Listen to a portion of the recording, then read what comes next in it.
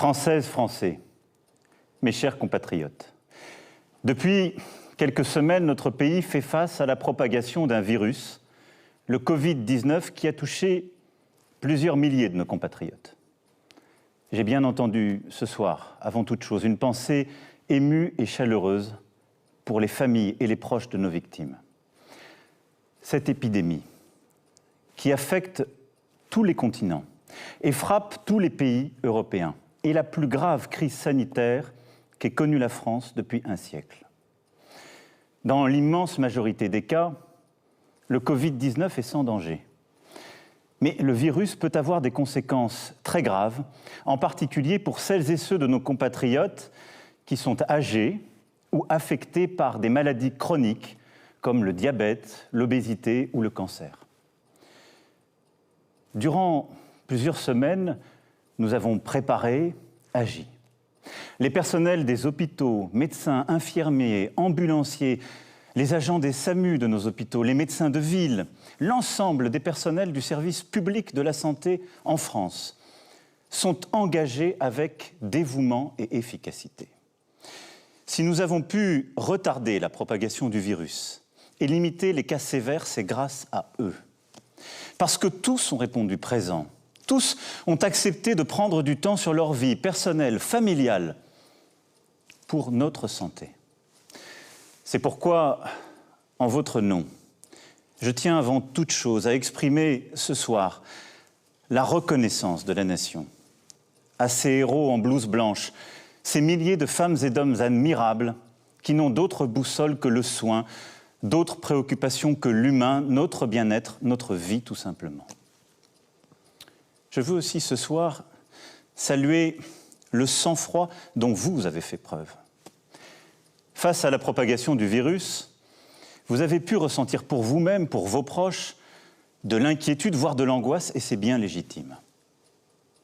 Tous, vous avez su faire face, en ne cédant ni à la colère, ni à la panique. Mieux, en adoptant les bons gestes, vous avez ralenti la diffusion du virus et ainsi permis à nos hôpitaux et nos soignants de mieux se préparer.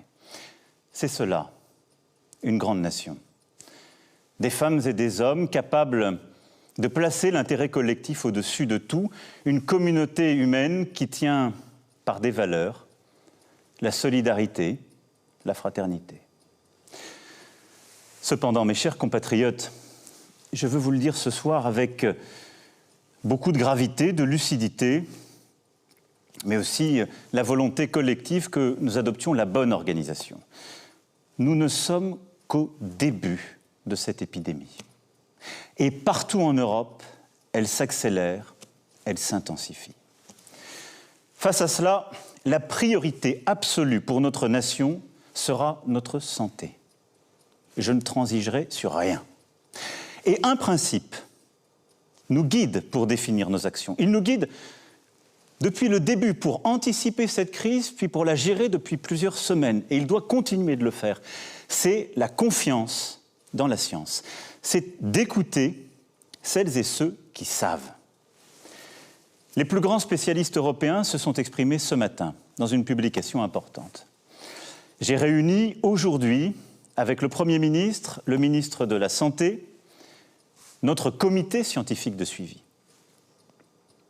Nous avons en France les meilleurs virologues, les meilleurs épidémiologistes, des spécialistes de grand renom, des cliniciens aussi, des gens qui sont sur le terrain et que nous avons écoutés comme nous faisons depuis le premier jour. Tous nous ont dit que malgré nos efforts pour le freiner, le virus continue de se propager et est en train de s'accélérer. Nous le savions, nous le redoutions. Ce qui risque de se passer, c'est que la maladie touchera d'abord les personnes les plus vulnérables. Beaucoup d'entre eux auront besoin de soins adaptés à l'hôpital, souvent d'assistance respiratoire. C'est pourquoi, et j'y reviendrai dans un instant, nous prenons des mesures très fortes pour augmenter massivement nos capacités d'accueil à l'hôpital. Car l'enjeu est de continuer à aussi soigner les autres maladies. C'est aussi de se préparer à une possible deuxième vague qui touchera un peu plus tard, en nombre beaucoup plus réduit, des personnes plus jeunes, a priori moins exposées à la maladie, mais qu'il faudra soigner également. Dans ce contexte, l'urgence est de protéger nos compatriotes les plus vulnérables. Et l'urgence est de freiner l'épidémie afin de protéger nos hôpitaux, nos services d'urgence et de réanimation, nos soignants qui vont avoir à traiter, comme je viens de vous l'expliquer, de plus en plus de patients atteints. Ce sont là nos priorités. C'est pour cela qu'il nous faut continuer de gagner du temps et suivre celles et ceux qui sont les plus fragiles. Protéger les plus vulnérables d'abord. C'est la priorité absolue. C'est pourquoi je demande ce soir à toutes les personnes âgées de plus de 70 ans, à celles et ceux qui souffrent de maladies chroniques ou de troubles respiratoires, aux personnes en situation de handicap, de rester autant que possible à leur domicile. Elles pourront bien sûr sortir de chez elles pour faire leurs courses, pour s'aérer, mais elles doivent limiter leur contact au maximum. Dans ce contexte, j'ai interrogé les scientifiques sur nos élections municipales, dont le premier tour se tiendra dans quelques jours. Ils considèrent que rien ne s'oppose à ce que les Français, même les plus vulnérables, se rendent aux urnes.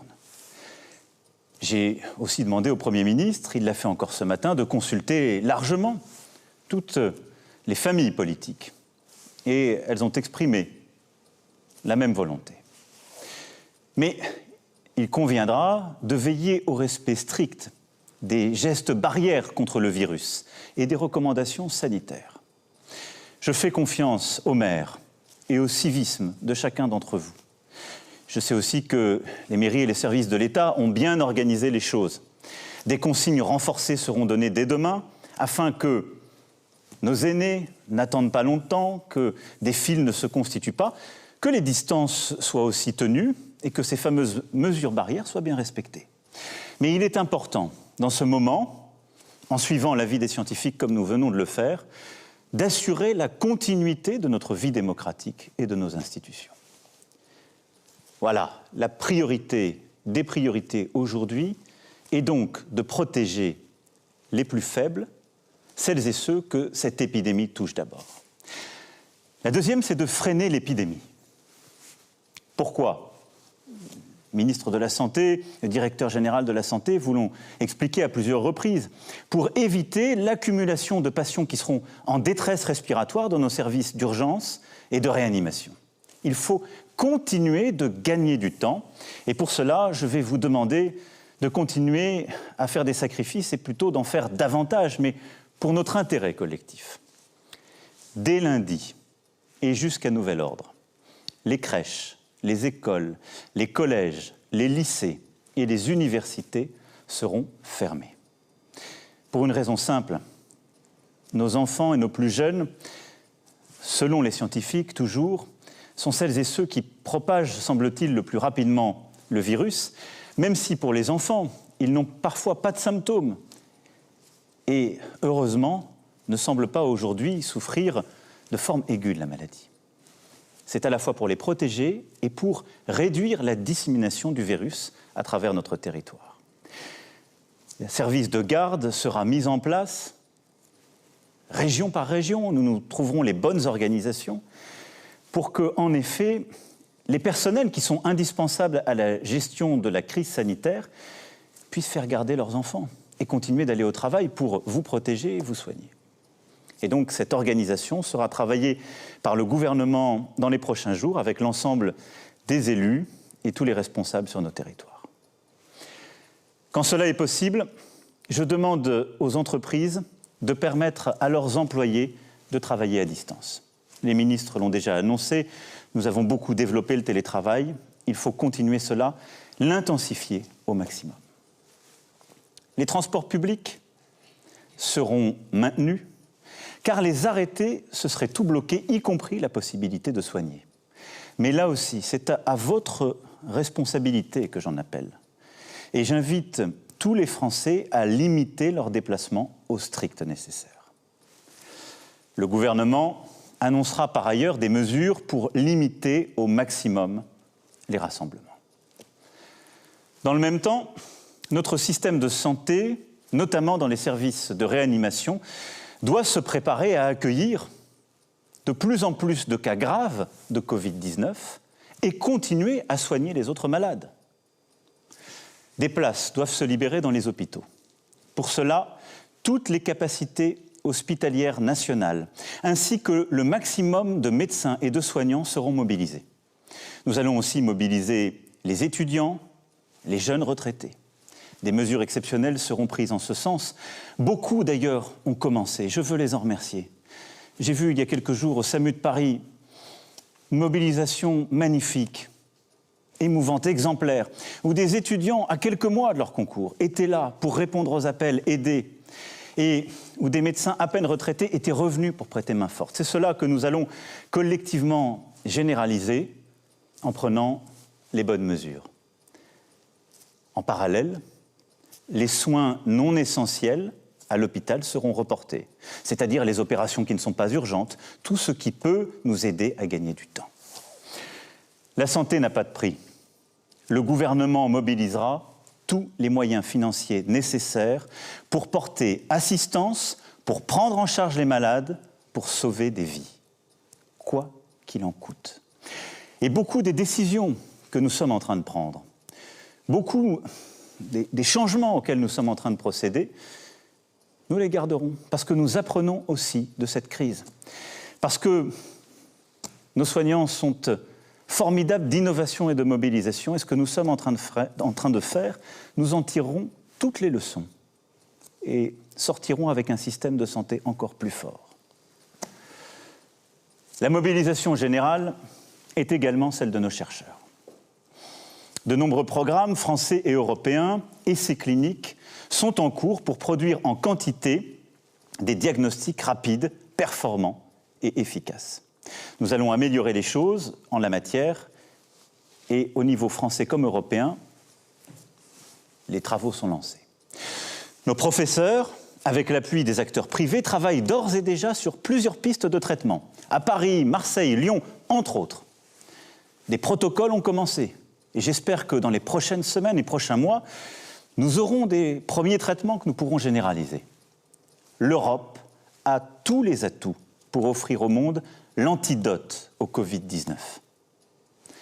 Des équipes sont également à pied d'œuvre pour inventer un vaccin. Il ne pourra pas voir le jour avant plusieurs mois, mais il est porteur de grands espoirs.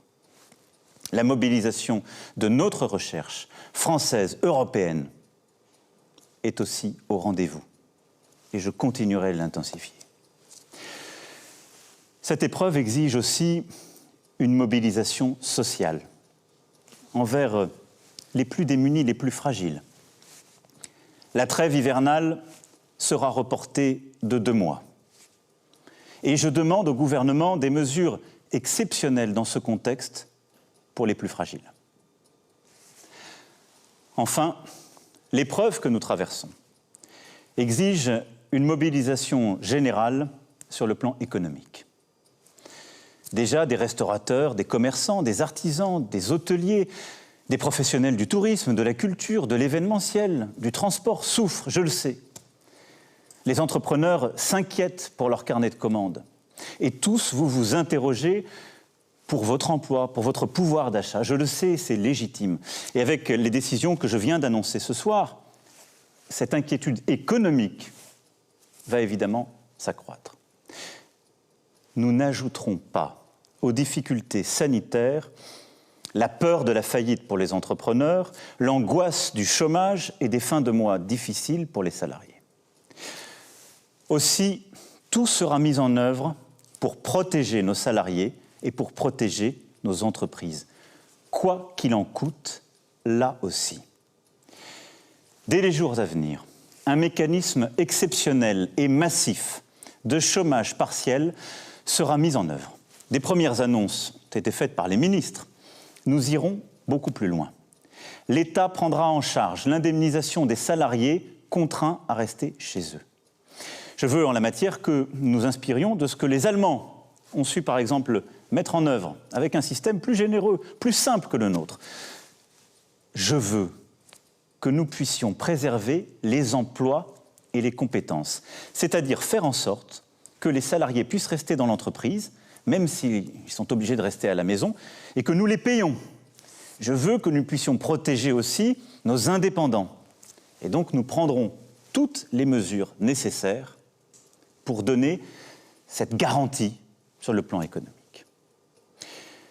Toutes les entreprises qui le souhaitent pourront reporter sans justification, sans formalité, sans pénalité, le paiement des cotisations et impôts dus en mars. Nous travaillerons ensuite sur les mesures nécessaires ou d'annulation ou de rééchelonnement. Mais je nous connais collectivement. On prend toujours trop de temps à faire cela. Je veux, pour nos forces économiques, des mesures simples. Les échéances qui sont dues dans les prochains jours et les prochaines semaines seront suspendues pour toutes celles et ceux qui en ont besoin. Nous défendrons nos entreprises de toute taille. Nous défendrons l'ensemble des travailleurs et des travailleuses. En parallèle, j'ai demandé au gouvernement de préparer d'ores et déjà un plan de relance national et européen cohérent avec nos priorités et nos engagements pour l'avenir. Nous devons aussi porter une réponse européenne. La Banque centrale a déjà aujourd'hui fait part de ses premières décisions. Seront-elles suffisantes? Je ne le crois pas. Il lui appartiendra d'en prendre de nouvelles. Mais je vais être là aussi très clair avec vous ce soir. Nous, Européens, ne laisserons pas une crise financière et économique se propager. Nous réagirons fort et nous réagirons vite. L'ensemble des gouvernements européens doit prendre les décisions de soutien de l'activité, puis de relance, quoi qu'il en coûte. La France le fera, et c'est cette ligne que je porterai au niveau européen en votre nom. C'est déjà ce que j'ai fait lors du Conseil exceptionnel qui s'est tenu hier. Je ne sais ce que les marchés financiers donneront dans les prochains jours, mais je serai tout aussi clair. L'Europe réagira de manière organisée, massive, pour protéger son économie. Je souhaite aussi que nous puissions nous organiser sur le plan international, et j'en appelle à la responsabilité des puissances du G7 et du G20. Dès demain, j'échangerai avec le président Trump pour lui proposer une initiative exceptionnelle entre les membres du G7, puisque c'est lui qui a la présidence. Ça n'est pas la division qui permettra de répondre à ce qui est aujourd'hui une crise mondiale, mais bien notre capacité à voir juste et tôt, ensemble, et à agir ensemble. Mes chers compatriotes, toutes ces mesures sont nécessaires pour notre sécurité à tous. Et je vous demande de faire bloc autour d'elles. On ne vient pas, en effet, à bout d'une crise d'une telle ampleur sans faire bloc. On ne vient pas à bout d'une crise d'une telle ampleur sans une grande discipline individuelle et collective, sans une unité. J'entends aujourd'hui dans notre pays des voix qui vont en tous sens. Certains nous disent « vous n'allez pas assez loin et voudraient tout fermer » et s'inquiètent de tout, de manière parfois disproportionnée. Et d'autres considèrent que ce risque n'est pas pour eux. J'ai essayé de vous donner ce soir ce qui doit être la ligne de notre nation tout entière. Nous devons aujourd'hui éviter deux écueils, mes chers compatriotes. D'une part, le repli nationaliste. Ce virus, il n'a pas de passeport. Il nous faut unir nos forces, coordonner nos réponses, coopérer. La France est à pied d'œuvre, la coordination européenne est essentielle et j'y veillerai. Nous aurons sans doute des mesures à prendre, mais il faut les prendre pour réduire les échanges entre les zones qui sont touchées et celles qui ne le sont pas. Ce ne sont pas forcément les frontières nationales. Il ne faut céder là à aucune facilité, aucune panique. Nous aurons sans doute des mesures de contrôle, des fermetures de frontières à prendre. Mais il faudra les prendre quand elles seront pertinentes et il faudra les prendre en européen à l'échelle européenne. Car c'est à cette échelle-là que nous avons construit nos libertés et nos protections. L'autre écueil, ce serait le repli individualiste. Jamais de telles épreuves ne se surmontent en solitaire. C'est au contraire en solidaire, en disant « nous » plutôt qu'en pensant « je », que nous relèverons cet immense défi. C'est pourquoi je veux vous dire ce soir que je compte sur vous, pour les jours, les semaines, les mois à venir. Je compte sur vous parce que le gouvernement ne peut pas tout seul et parce que nous sommes une nation. Chacun a son rôle à jouer. Je compte sur vous pour respecter les consignes qui sont et seront données par les autorités et en particulier ces fameux gestes barrières contre le virus. Elles sont aujourd'hui encore trop peu appliquées. Cela veut dire se laver les mains suffisamment longtemps avec du savon ou avec des gels hydroalcooliques. Cela veut dire saluer sans embrasser ou serrer la main pour ne pas se transmettre le virus. Cela veut dire se tenir à distance d'1 mètre. Ces gestes, ils peuvent vous apparaître anodins. Ils sauvent des vies. Des vies. C'est pourquoi, mes chers compatriotes, je vous appelle solennellement à les adopter. Chacun d'entre nous détient une part de la protection des autres, à commencer par ses proches. Je compte sur vous aussi pour prendre soin des plus vulnérables de nos compatriotes. Ne pas rendre visite à nos aînés, c'est, et j'en ai bien conscience, un crève-cœur. C'est pourtant nécessaire, temporairement. Écrivez, téléphonez, prenez des nouvelles, protégez en limitant les visites. Je compte sur vous, oui, pour aussi aider le voisin qui, lorsqu'il est personnel soignant, a besoin d'une solution de garde pour ses enfants, pour aller travailler et s'occuper des autres. Je compte sur les entreprises pour aider tous les salariés qui peuvent travailler chez eux à le faire. Je compte sur nous tous pour inventer dans cette période de nouvelles solidarités. Je demande à ce titre au gouvernement de travailler avec les partenaires sociaux, avec les associations, dans cette direction. Cette crise doit être l'occasion d'une mobilisation nationale de solidarité entre générations. Nous en avons les ressorts. Il y a déjà des actions qui existent sur le terrain. Nous pouvons faire encore plus fort, tous ensemble. Je compte évidemment aussi sur tous nos soignants. Je sais tout ce qu'ils ont déjà fait, je sais ce qu'il leur reste à faire. Le gouvernement et moi-même serons là, nous prendrons toutes nos responsabilités pour vous. Je pense à tous nos soignants à l'hôpital qui auront les cas les plus graves à traiter, mais aussi beaucoup d'urgences. Je pense aux médecins, aux infirmiers, aux infirmières, à tous les soignants qui sont aussi hors de l'hôpital, qui se sont formidablement mobilisés, que nous allons de plus en plus solliciter dans les semaines à venir. Je sais pouvoir compter sur vous. Le ministre de la Santé aura l'occasion aussi de préciser dans les prochaines heures les règles pour que nous vous aidions à bien vous protéger contre le virus. C'est le respect que nous avons envers vous et c'est évidemment ce que la nation vous doit. Les règles seront claires pour chacun, elles seront là aussi proportionnées et expliquées. Je compte sur vous, toutes et tous, pour faire nation, au fond. Pour réveiller ce qu'il y a de meilleur en nous, pour révéler cette âme généreuse qui, par le passé, a permis à la France d'affronter les plus dures épreuves. Mes chers compatriotes, il nous faudra demain tirer les leçons du moment que nous traversons. Interroger le modèle de développement dans lequel s'est engagé notre monde depuis des décennies et qui dévoile ses failles au grand jour. Interroger les faiblesses de nos démocraties. Ce que révèle d'ores et déjà cette pandémie, c'est que la santé gratuite, sans condition de revenus, de parcours ou de profession, notre État-providence, ne sont pas des coûts ou des charges, mais des biens précieux, des atouts indispensables quand le destin frappe. Ce que révèle cette pandémie, c'est qu'il est des biens et des services qui doivent être placés en dehors des lois du marché.